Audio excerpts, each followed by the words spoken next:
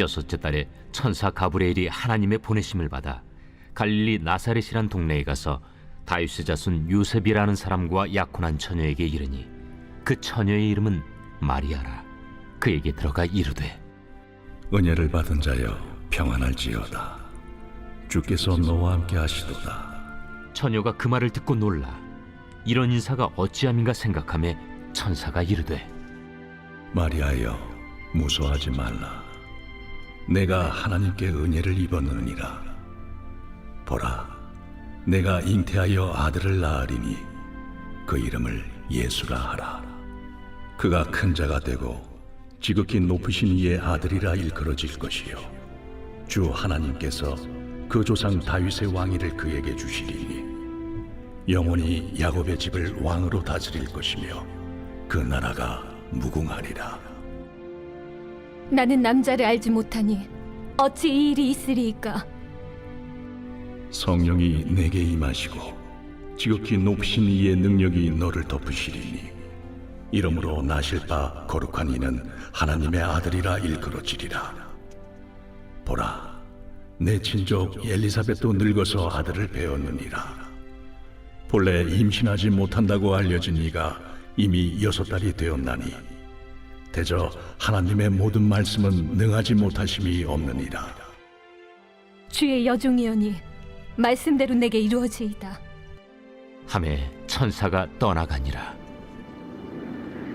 함께 이제 대림절 기간을 지키고 있고요. 이제 다음 주면 성탄 주일을 맞이하고 성탄절로 지키게 됩니다.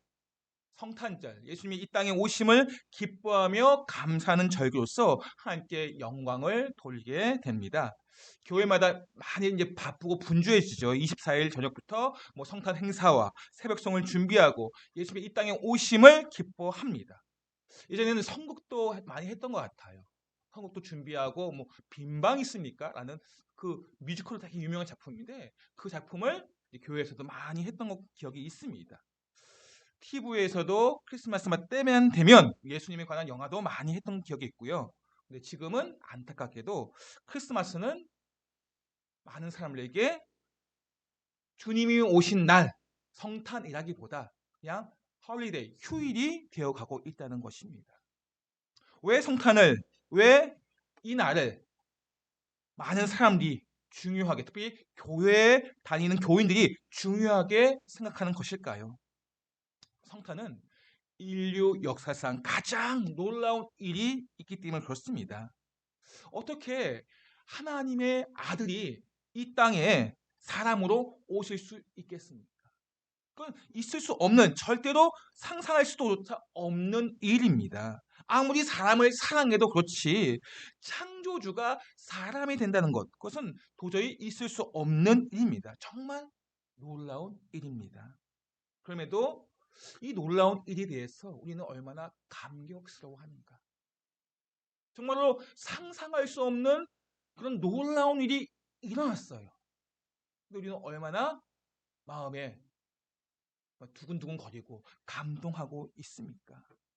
이 감격스러운 사건에 대해서 우리는 생각보다 감동이 없는 것 같습니다. 매번 오는 크리스마스, 10년, 20년, 또 왔구나. 그런 기대 없는 크리스마스가 되고 있지는 않습니까? 어떤 기대가 크리스마스에 있는 것일까요? 세상은 어떨까요? 갈수록 이 크리스마스에 대한 기대가 없어진다고 할까요? 기대가 있다면 화이트 크리스마스, 이 크리스마스에 대해 크리스마스의 주인인 예수님을 기다리고 기대하는 것보다 눈 오는 크리스마스, 선물 받는 날, 그런 감성적인 것에만 마음을 두고 정작 예수님에 대해 우리가 기억하지 못하는 그러한 모습을 갖고 있지는 않는가. 뭐 화이트 크리스마스 좋죠. 눈 오는 날 크리스마스 막 기분 좋잖아요. 기분 안 좋으세요? 혹시 크리스마스에 눈 오면 혹시 길이 미끄러질까봐? 아마 우리의 감성이 메마르지 않았다면 그런 날을 기대해요. 화이트 크리스마스. 하지만 화이트 크리스마스가 우리의 인생을 변화시킬 수 없어요. 오히려 화이트 크리스마스는 뭐 제사하시는 분이나 길에서 뭔가를 하시는 분들 미끄러워서 더 힘들 뿐이죠. 오히려 청소해야 하고 고통스럽기까지 합니다. 사람들이 이 성탄을 통해서 기억해야 할 것은 예수님께서 이 땅에 오셨다는 거예요. 무엇을 위해서? 온 백성의 사망과 그 죄에서 죽어야 할 그들에게 생명과 소망과 구원을 주시기 위해서 오셨다는 거예요. 그것이 다른 누군가가 아니라 바로 나예요, 나. 이 성탄은 나에게 그러한 역사적인 사건이라는 거예요. 모든 사람에게 역사적인 사건일 뿐만이 아니라 우리 자신에게 역사적인 사건이 바로 성탄이라는 것입니다. 그래서 우리가 기대할 수밖에 없는 것이고 열정을 가지고 사모함을 가질 수밖에 없는 것입니다. 요즘 이제 카타르 월드컵이 끝나가고 있습니다. 거의 끝났어요.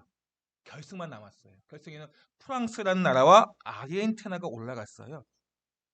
뭐 아시는 분은 아시겠지만 이 프랑스라는 나라와 아르헨티나 이 두 나라는 이 결승을 기대하고 꼭 승리하기를 원합니다. 왜냐하면 프랑스는 이제 월드컵 2연패라는 그러한 자기 이 축구 역사 속에서 큰 획을 그을 수 있는 일을 지금 준비하고 있고 또 아르헨티나는 메시라는 이 축구계를 평정한 사람이 있습니다. 근데 그가 가지지 못한 것이 있다면 월드컵 우승컵이에요. 그래서 각각 나라마다 그런 기대와 준비를 하고 있고 지금 열정을 가지고 지금 준비하고 있습니다. 월드컵 2연패가 60년 만의 일이래요. 60년 만에. 뭐 기대할 만하죠. 그런데 그렇게 축구계 큰 역사를 가진 그런 우승컵을 큰 족적을 남길 수 있는 일이라 할지라도 월드컵 우승컵이 그 사람에게 생명을 줄 수는 없다는 것입니다. 월드컵 우승하면 영원한 생명이 보장됩니까? 그렇지 않아요. 그럼에도 불구하고 얼마나 열광하고 기대하고 준비하고 있습니까? 근데 영원한 생명을 주시는 예수님의 이 땅에 오심에 대해 우리가 얼마나 열광하고 열정하고 사모함으로 준비하고 있느냐 하는 것입니다. 월드컵 우승컵과 비교할 수 없는 큰 영광이고 영원한 생명인데 그런 사모함이나 그런 열정이 없다는 거예요. 그런 준비가 없다는 것입니다. 하나님의 구원 계획은 결코 사람의 힘으로 이루어지지 않습니다. 사람의 능력으로 이룰 수 있는 것이 아니에요. 하나님의 구원 계획의 정점은 성탄과 십자가와 부활입니다. 예수님이 이 땅에 오심 그리고 십자가와 부활 사건으로 말미암아 하나님의 구원 계획은 이루어지는 것입니다. 하나님께서 구원 계획을 이루시기에 가장 먼저 성탄을 준비하고 계획하셨습니다. 그러니까 하나님께서는 이 일을 혼자 하지 않으셨어요. 이 놀랍고 감격스러운 이 일을 하나님께서 천사 가브리엘을 마리아에게 보내십니다. 우리 26절, 27절 말씀 다시 한번 볼까요? 시작. 여섯째 달에 천사 가브리엘이 하나님의 보내심을 받아 갈릴리 나사렛이라는 동네에 가서 다윗의 자손 요셉이라는 사람과 약혼한 처녀에게 이르니 그 처녀의 이름은 마리아라. 온 세상을 구원하는 그 계획에 하나님께서는 마리아와 함께 일을 하십니다. 하나님이 능력이 없어서 이 마리아가 필요한 것입니까?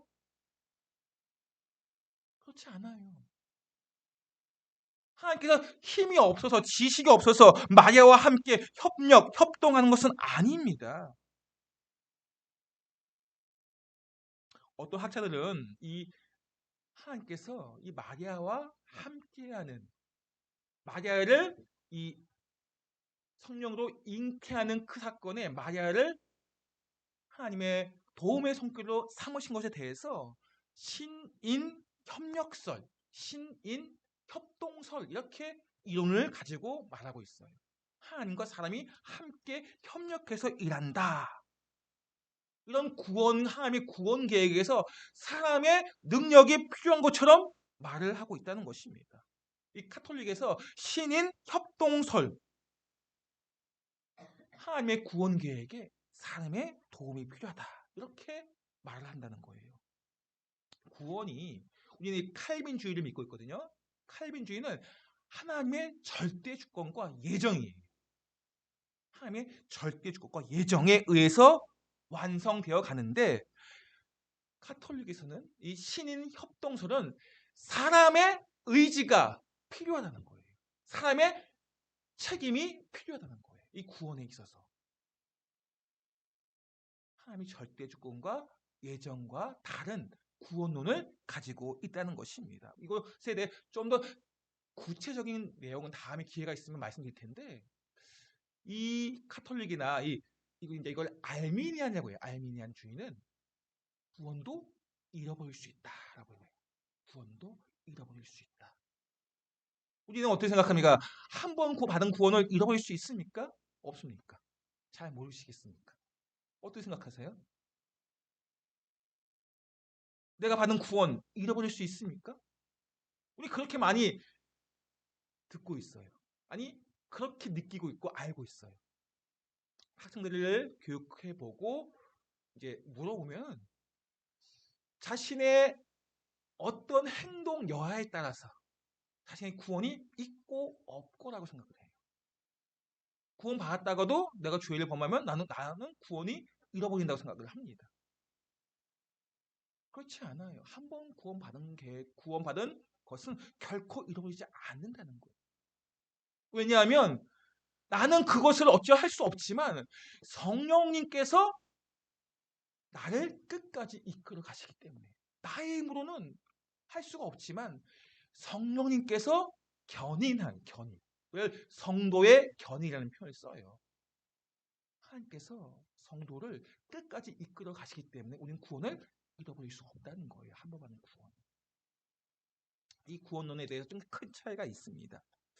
하나님께서 구원 계획을 이루기 위해서 천사를 통해 만난 요셉과 마리아, 그들은 갈릴리 나사렛 사람입니다. 이 갈릴리 나사렛에 대해서 어떻게 나다네일이라는 제자가 이야기했냐?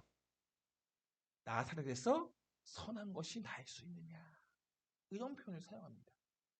무슨 말이에요? 그만큼 나사렛은 정말 촌동네이고 깡촌이고 달동네와 같은 그런 작고 작은 마을입니다. 그런 마을에서 어떻게 구주가 나실 수 있겠느냐 하면서 나다나엘은 나사렛에서 무슨 선한 것이 날 수 있느냐. 나사렛에 대한 비하는 아니고요. 어찌 이 작은 동네에서 그런 큰 일이 일어날 수 있겠느냐라는 것입니다. 하나님의 구원 계획은 아주 놀랍고 경이로운 일입니다. 그렇다면 그 구원 계획을 이루기 위해서 어떤 사람이 그 하나님과 함께 이 일들을 동참할 수 있겠습니까? 대통령이 일을 할 때 누구와 일을 합니까? 지금 누구와 일하고 있어요? 각부 장관들, 부처장들 한번 생각해 보세요. 그들은 어떤 사람들입니까? 교육받은 바가 없고 무지하고 힘이 없고 약한 사람입니까? 그렇지 않잖아요. 대부분 그래도 스카이 출신이고 힘이 있고 돈이 있고 지식이 있고 그런 사람들 아니겠습니까? 그렇다면 하나님께서 일을 하실 때 누구와 일을 하실까요? 대통령도 그런 사람과 일을 한다는데 우리 하나님께서는 이 온 우주의 큰 일을 만들어 가려면 그래도 정말 뭐 하버드 출신이고 뭐 아주 유명한 대학 출신이고 학벌이 있고 많은 것을 알고 있고 능력 있는 사람과 함께 일하지 않을까요? 근데 하나님이 택한 사람은 요셉과 마리아. 아주 작고 작은 촌동네, 깡촌, 달동네에서 무지한 그냥 목수일 뿐. 지식도 힘도 학벌도 아무것도 없어요. 볼 곳이 없습니다. 근데 그들을 통해서 하나님께서 구원 계획을 이루어 가신다는 거예요. 사람들은 일을 할 때 능력을 봅니다. 물론 학벌도 보기도 하고 인맥을 보기도 하죠. 그가 어떤 사람인가 그렇게 생각을 합니다. 그런데 물론 능력이 중요하지 않다는 것은 아니에요. 어떤 일을 할 때 뭐 지금 월드컵을 하고 있지만 실력이 좋은 축구 선수를 뽑아서 대표를 뽑아서 내보내야지 우승할 수 있지 않겠습니까? 그렇게 실력을 중요시하고 능력을 중요시합니다. 그러나 하나님의 일하심에는 그렇지 않다는 거예요. 월드컵 우승보다 더 큰 놀라운 그러한 일을 함에도 불구하고 세상이 깜짝 놀랄만한 일을 함에도 불구하고 아무것도 가지지 않은 지식도 학벌도 없는 달동네에 사는 아주 작은 마리아를 하나님께서 택하셨다는 사실에 우리는 주목을 해야 한다는 것입니다. 사랑하는 성도 여러분, 이 땅을 살아가는 우리들은 참 많이 내가 가진 것이 없는 것에 대해서 불평하고 원망할 때가 있어요. 왜 나에게 이것을 주시지 않았을까? 물론 주시면 감사하죠. 근데 주시지 않은 것에 대한 이유가 있지 않겠습니까? 근데 주시지 않았기 때문에 우리는 원망하고 불평할 때가 많아요. 오히려 주시면 함께 가까이 했던 그 삶이 가까이 하지 못할 수도 있어요. 생각해 보세요. 내게 많은 것이 있기 때문에 함께 가까이지 못할까요? 없기 때문에 가까이지 않을까요? 물론 사람 나름이겠지만 많은 사람들이 오히려 많이 주어졌기 때문에 오히려 하나님과 관계가 멀어지는 경우가 많다는 거예요. 하나님께서는 마리아처럼 아무것도 가진 것이 없는 사람을 택하셔 일을 하십니다. 그럼 택하셔 일을 하실 때 내가 택했으니까 너는 이제 일해 하고 가만히 내버려 주실까요? 고아처럼? 그렇지 않다는 거예요. 신이 크신 능력으로 함께 하신다는 거예요. 우리 35절 말씀 볼까요? 시작. 천사가 대답하여 이르되 성령이 내게 임하시고 지극히 높으신 이의 능력이 너를 덮으시니 이러므로 나실 바 거룩한 이는 하나님의 아들이라 일컬어지리라. 아멘. 지금 내가 능력이 가진 것이 없다 해서 우리는 낙심할 필요가 없습니다. 우리 하나님께서 나의 능력이 되시기 때문에 나와 함께 주신다고 말씀하고 있습니다. 내가 부족하지만 내가 약하고 초라해 보인다 할지라도 작아 보인다 할지라도 나를 택하신 주님께서는 크신 분이고 그 크신 하나님께서 나에게 능력으로 지극히 높으신 이의 능력이 너를 덮으시니 내가 작아도 괜찮아요. 내가 초라해 보여도 괜찮아요. 우리 힘이 없고 지식이 없고 학벌이 없어도 괜찮습니다. 내가 하나님 믿고 의지할 때 그 지극히 높으신 분이 그분의 능력이 나를 덮어 주신다는 것입니다. 성령이 임하게 되고 지극히 크신 이의 능력이 덮이게 될 때 그 삶에는 그 사역에는 세상이 감당하지 못하는 놀라운 일이 일어날 수 있습니다. 우리는 두려워할 필요가 없어요. 내가 없는 것 때문에 그래서 내가 가진 것이 없고 학벌이 없고 힘이 없고 지식이 없다 할지라도 두려워할 필요가 없고 낙심할 필요가 없다는 것입니다. 성령의 능력이 함께 하기만 하면 온 우주가 바뀌는 놀라운 사건이 일어날 수가 있어요. 성령으로 잉태되는 이 사건은 세상이 변화되는 놀라운 사건입니다. 그런 일이 나에게도 일어날 수가 있다. 성령의 능력이 나와 함께 하기만 하면 마리아는 하나님의 보내심을 받은 이 천사 가브리엘에게 처녀로 잉태될 것이다 라는 말을 듣습니다. 31절 말씀 보세요. 보라 내가 잉태하여 아들을 낳으리니 그 이름을 예수라 하라. 처녀인 마리아가 자신이 잉태하여 아들을 낳을 것이라는 말을 듣습니다. 어떤 반응을 하게 될까요? 생각해 보세요. 내가 처녀예요. 결혼하지 않았습니다. 그런데 아들을 낳게 된대요. 만약 나라면 어떤 반응을 할까요? 만약 우리라면 어떻게 반응하겠습니까? 처녀가 잉태는 곧 죽음이거든요. 그 당시에 율법에 의하면 얼마나 많은 사람들에게 수치와 모욕을 당하겠습니까? 그러한 상황이 찾아올 것임에도 불구하고 마리아의 반응 볼까요? 34절입니다. 시작. 마리아가 천사에게 말하되 나는 남자를 알지 못하니 어찌 이 일이 있으리까. 지금 마리아는 이 처녀로 잉태함 때문에 자신에게 찾아오는 수치, 모욕, 그런 죽음, 거기에 마음을 갖고 있지 않아요. 생물학적으로 이 일이 이루어질 수 없는 것에 대해서 만약 이것이 가능하다면 나는 순종할 거예요. 이런 마음을 가지고 있어요. 하지만 단지 자신의 이 인간의 한계 속에서 이 일은 이루어지지 않을 것이라는 거기에 마음을 두고 있다는 거예요. 만약 이 일이 인간의 한계를 넘어서 이루어진다면 나는 순종하겠습니다. 이렇게 반응을 하고 있다는 것입니다. 마리아나 우리 세상 사람들에게 성령으로 잉태된다는 사실은 도저히 있을 수 없는 일입니다. 그럼에도 마리아는 은혜 받은 자로서 순종하려고 한다는 것입니다. 여기서 우리는 마리아의 성탄 준비의 모습, 그의 마음을 우리는 깨닫게 됩니다. 마리아는 성탄을 어떻게 준비하는지 한번 보실까요? 38절 말씀입니다. 시작. 마리아가 이르되 주의 여종이 오니 말씀대로 내게 이루어지이다. 아멘. 천사가 떠나가니라. 아멘. 마리아의 성탄 준비가 어떻게 이루어집니까? 마리아의 성탄 준비의 시작은 먼저 자신이 하나님의 여종, 하나님의 소유임을 고백하고 있습니다.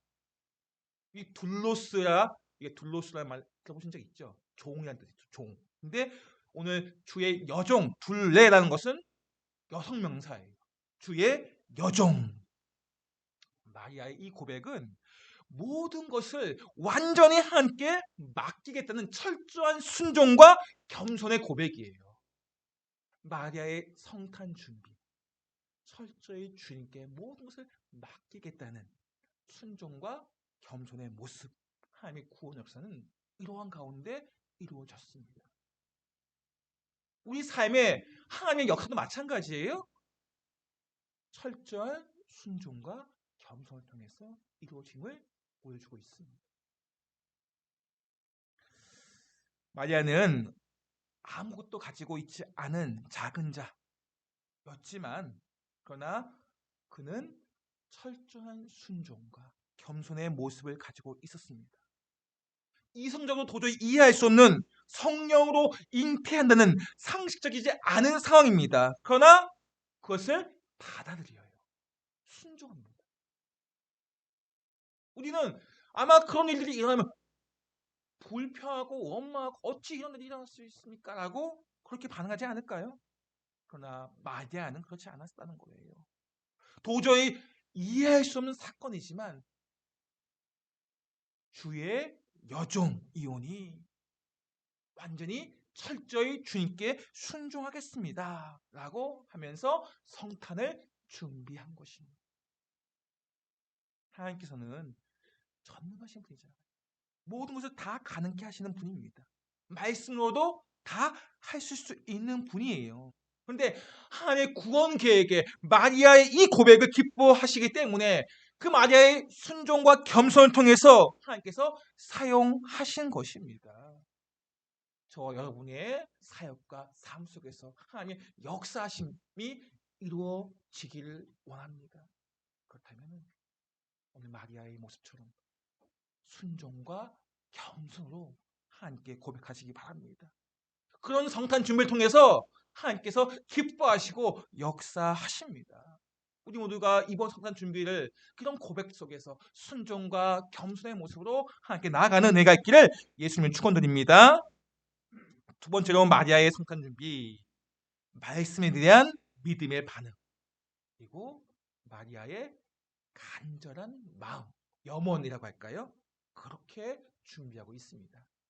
말씀대로 내게 이루어지이다. 마리아는 비록 인간의 상식하기로는 납득하기 어려운 힘든 말씀을 들었지만 그녀는 무에서 유를 창조하신 전능하신 하나님께서 보증하시는 말씀이기 때문에 그 사실에 대해서 그대로 이루어질 것입니다 라고 믿음으로 고백한 것입니다. 그런 간절한 마음을 영혼을 담고 있습니다. 하나님께서 말씀하셨기 때문에 그 말씀은 그대로 이루어질 것입니다. 근데 그대로 이루어지는 게 나의 마음과 상반된 게 아니에요. 마리아의 마음도 하나님의 마음처럼 그대로 이루어지기를 원하는 간절한 소망, 염원이 담겨 있다는 거예요. 하나님의 뜻이니까 어쩔 수 없이 순종하고 어쩔 수 없이 하는 게 아니고 함께 기뻐하고 함께 간절한 소망을 가지고 믿음으로 말씀이 이루어질 것임을 고백하고 있다는 것입니다. 이게 성탄의 준비라는 거예요. 말씀대로 내게 이루어지시다. 내 삶 가운데 어떤 상황에 놓여 있다 할지라도 주님 말씀대로 이루어질 것이고 나의 이 마음은 주님의 마음처럼 기쁜 마음으로 성탄을 준비하기 원합니다. 이것이 인간의 상식으로는 받아들일 수 없는 일이지만 그렇지만 기쁜 마음으로 내가 받아들이겠습니다. 이게 성탄의 준비의 모습이라는 것입니다. 네, 말씀을 정리합니다. 다시 한번 우리는 나 자신에게 질문해 보세요. 나는 성탄을 어떻게 준비하고 있는가? 갈수록 이 세상을 돌아보면 성탄의 흔적들이 사라지고 있습니다. 정말 12월만 되면은 온갖 거리에서 캐롤이 들려오지 않았습니다. 지금 들을 수 없어요. 그러니까 성탄 때만 되면 인사가 어떻게 인사하죠? 메리 크리스마스 인사하잖아요. 미국에서는 어떤 주에서는 이건 법적으로 금지되어 있어요. 할 수가 없어요. 메리 크리스마스. 최근에 어떤 뉴스 보니까 누구지? 전 대통령이 누구죠? 미국에? 누구죠? 트럼프가 좀 저는 이제 트럼프를 약간 뭐 이렇게 좀 독특하신 분이다라고만 봤는데 트럼프가 메리 크리스마스 인사를 법적으로 안 된다고 한 그 주에 대해서 다시 이제 소송을 해서 이제 할 수 있도록 만든다는 그런 기사를 본 적이 있어요. 뭐 좀 독특한 분이긴 한데 좀 그래도 좀 더 좋은 의도를 가지고 그렇게 한다니 기분은 좋더라고요. 지금 전 세계적으로 이렇게 성탄에 대한 그러한 일들이 많이 사라지고 있다는 거예요. 그 흔적들을. 대한민국은 어떻습니까? 우리도 지금도 뭐 캐롤 들려오고 있나요? 한 번도 들어본 적이 없어요. 교회 근처 아닌 이상은 정말 지하 상가만 들어가면 그 캐롤으로 되게 좋았는데 그런 것을 이제 들어볼 수가 없다는 것입니다. 이렇게 성탄을 생각할 수 없는 그 흔적을 찾아볼 수 없는 이 시대에 우리는 성탄을 준비하는 사람이 되어야 한다는 거예요. 성탄 준비하는 것에 대해서 왜 준비하냐? 그것을 어리석게 법적으로 안 되는 거야 라고 그런 시대에 우리가 살아갈 것입니다. 그럼에도 불구하고 우리가 성탄을 준비하는 사람이 되어야 한다. 법적으로 어떻게 하든 사람들이 어떻게 말하든 어리석다 말하든 우리는 성탄을 준비하는 사람들이 되어야 한다는 것입니다. 본문의 마리아처럼 순종과 겸손으로 말씀에 대한 믿음의 반응과 그리고 간절한 소망으로 성탄을 준비하는 저와 여러분 되시기를 예수님으로 축원드립니다.